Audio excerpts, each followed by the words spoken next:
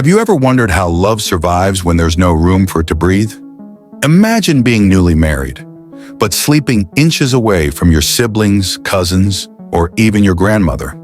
No privacy, no personal space. And yet, millions of couples in South Asia, Africa, and beyond somehow kept the flame of intimacy alive, even in homes bursting with people. How? Not with grand gestures, but with stolen moments, secret glances, and a quiet rebellion against tradition.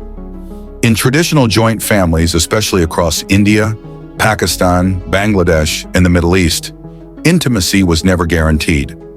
Newlyweds often shared rooms or even beds with other family members. Walls were thin if they existed at all. Doors were rarely locked. And yet, couples didn't just survive.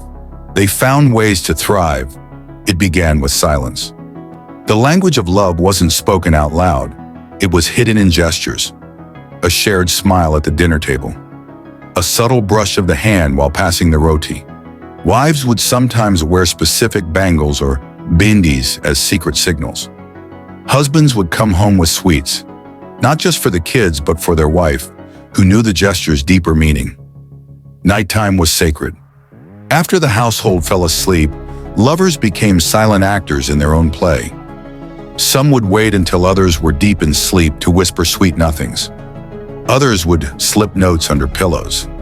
A few would fake sleep, only to hold hands under the blanket, hearts racing at the sound of every creaking floorboard.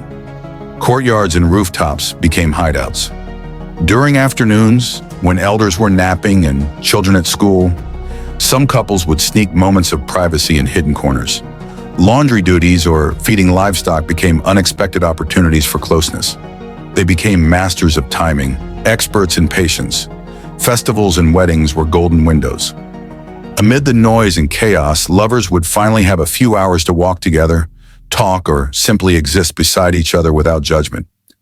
Ironically, the most crowded events gave the best cover for privacy. But not all stories were romantic. Some struggled, badly.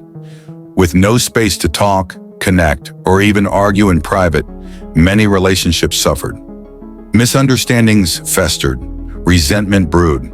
That's why, when small homes finally got extra rooms, or when modern housing arrived, the idea of a separate bedroom wasn't just architectural, it was emotional freedom. Still, many couples, even today, continue to find love in crowded homes.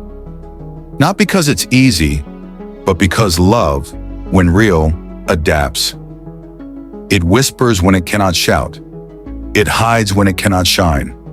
But it never disappears. Love isn't always flowers and candlelight. Sometimes it's a smile passed in silence, a hand held in darkness. If this story moved you, if it reminded you of your parents, your grandparents, or maybe even your own life, then hit that subscribe button. Because here we bring you the untold stories of ordinary people who loved quietly but fiercely. Share this video with someone who knows what it means to love without luxury. And tell us in the comments, what's the smallest act of love that meant the most to you?